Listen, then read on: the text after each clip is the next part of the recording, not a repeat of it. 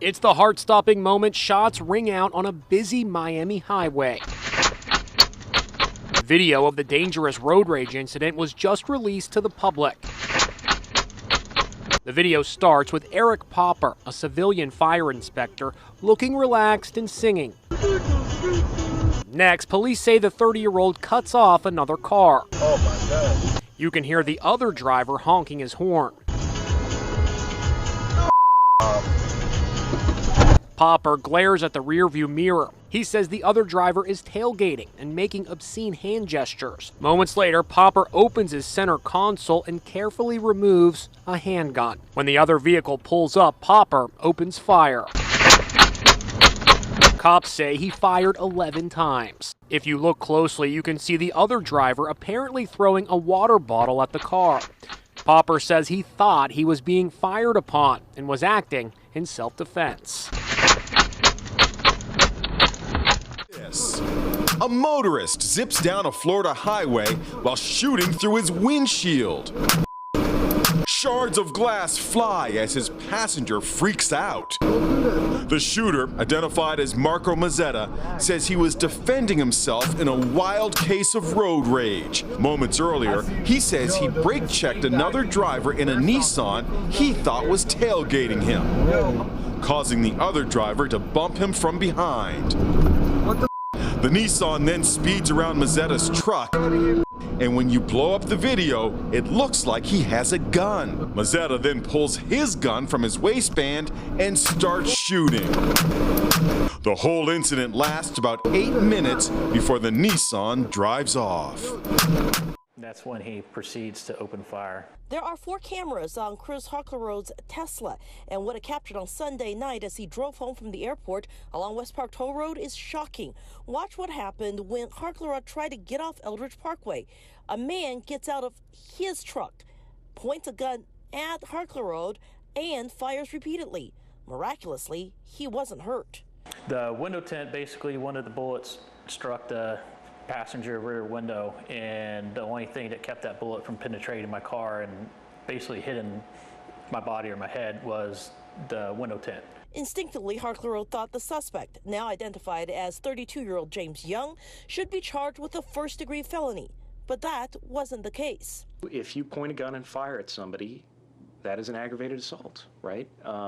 If he was not hit, it's a second degree. As former prosecutor and current defense attorney Stephen Aslett explains, in general, unless the victim is a current police officer or the suspect's family member, being shot at is a second-degree crime, according to state law.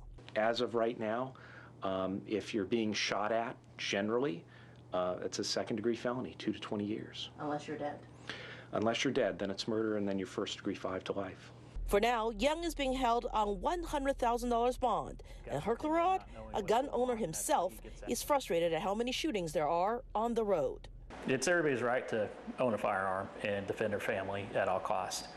But something like this, on a simple, quote-unquote, road rage incident, should not result in somebody jumping out of the car and open fire on another. Station stop, cars pulling up to fill up.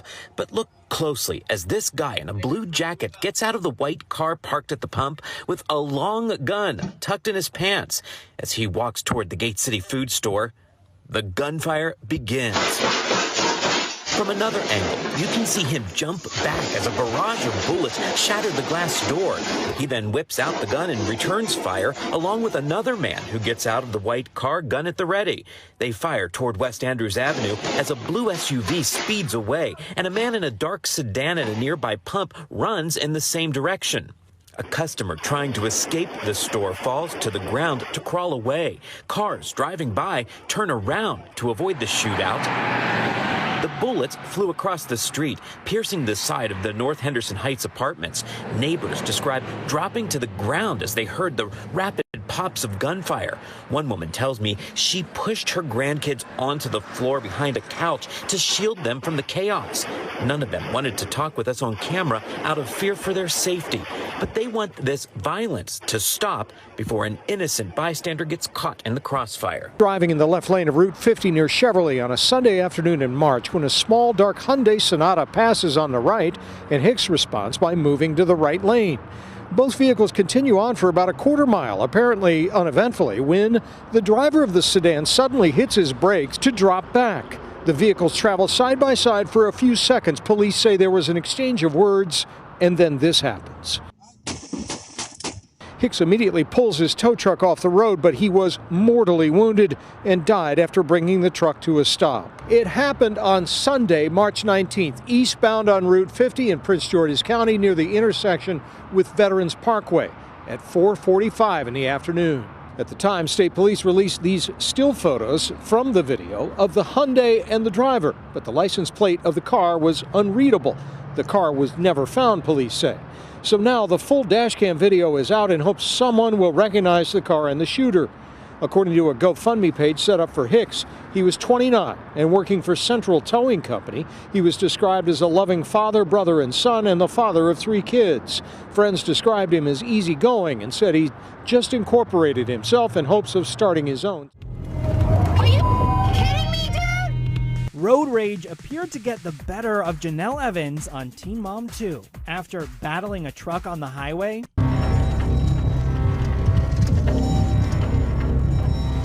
The 26-year-old appeared to pull a handgun out of her driver's side door before following the other driver home, leading to a tense standoff. Now he's blocking me in. Dude, he just hit my car! Dude, leave me alone! Janelle eventually left the man's house, but was then pulled over by a police officer. I see you pistol, dude. You think I'm just gonna grab a hold of it? No. After the episode aired, fans called Janelle out online for allegedly acting so recklessly with her son in the car. He slammed into us. Then mommy just points his gun at the guy. And then he said, "You better not shoot." The reality star later denied ever pulling out her firearm, though she has not addressed the backlash. When he came up to me, I usually point at the dash cam first to let him know. And when I look left, I see the barrel of the gun, on my face. An Arizona man says this is what happened after he cut someone off in traffic. Francisco Garcia says he was driving home from the movies when he noticed a Dodge Durango swerving into his lane. I was on the left lane, and then he was just going into my lane, drifting in and out. I don't know if he was texting. Trying to avoid an accident, he says he sped up and drove ahead of the vehicle. But the driver eventually caught up with him. Francisco's rear camera shows the driver get out of his car, and dash cam shows the man approach the driver's side window and point a gun right at Francisco. I did cut him off, and I was totally in the wrong for doing that. I shouldn't have done that. But nevertheless, I shouldn't not lose my life for that kind of situation. Francisco called police, and when he got out of his car to take down the man's license plate, he says the man fought with him, getting on top of him and trying to take his phone. The Avondale police are reportedly trying to identify the man in the video, and Francisco says he's lucky to be alive. It changed my life. It basically just changed my whole perspective on my life and changed everything, and I see things differently a little bit now, and I'm very thankful to be here still. Because right now I should have just been dead.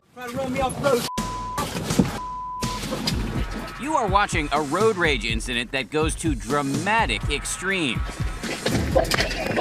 Investigators say it all started on a Sunday afternoon in March of last year when Bradley Turner and his wife Christy were driving in their Toyota SUV in James City, North Carolina. This Chevy pickup, driven by Josh Berry with his friends Nathan and Shaylee inside, may have cut them off. He got up beside me, leaned out the window, pointing at me, said he's going to kill me. The chase was on.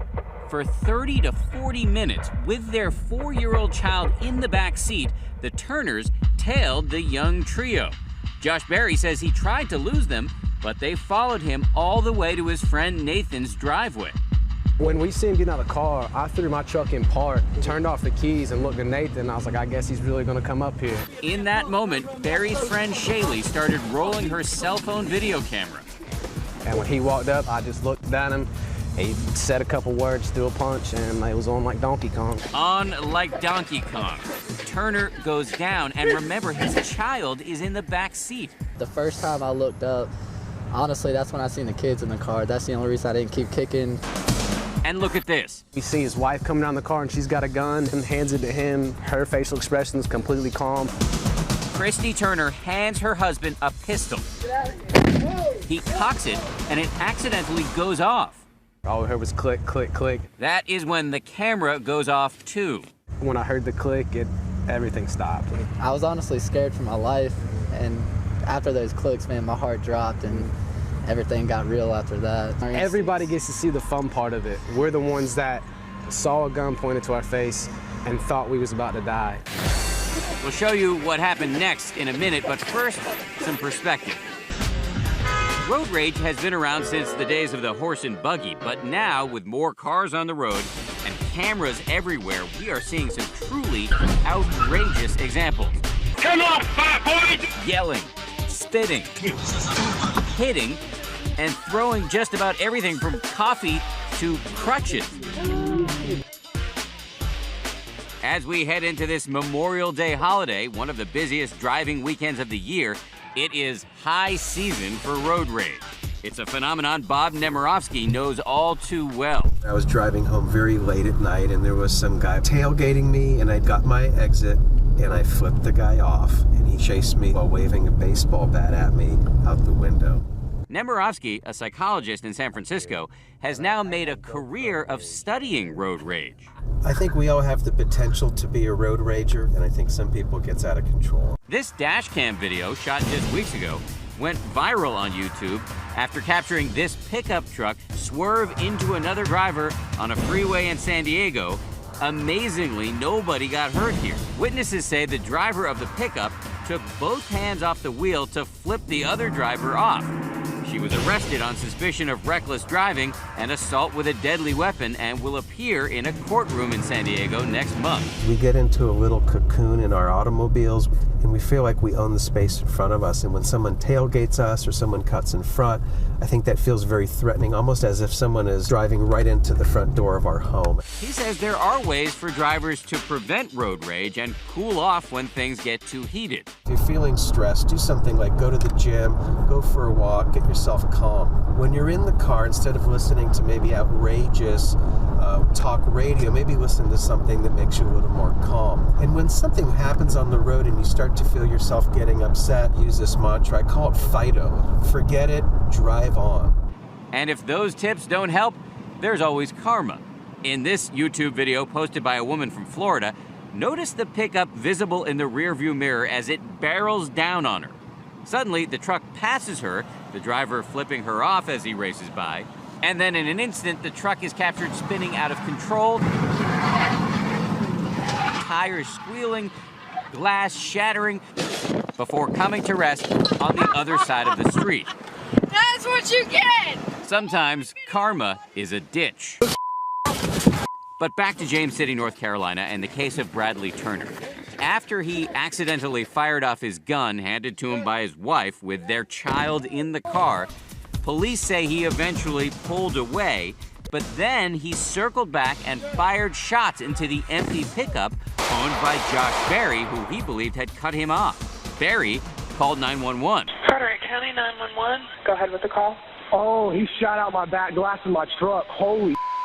Bradley and Christy Turner eventually turned themselves in and are now facing a whole litany of charges. Turner was in court, battered and bruised, with his attorney by his side. We're dealing with a man who's a father and a husband and a hardworking man, and he was just completely terrified. Police say they did not charge the young men because they were defending themselves. A lot of people are saying, you know, you should have just put the phone down, call the cops, done the right thing. But it's like, if you're in that predicament, what are you going to do? You don't know. It's the heat of the moment. Your adrenaline's going, you're not going to think right. And we defended ourselves, and that's what we did.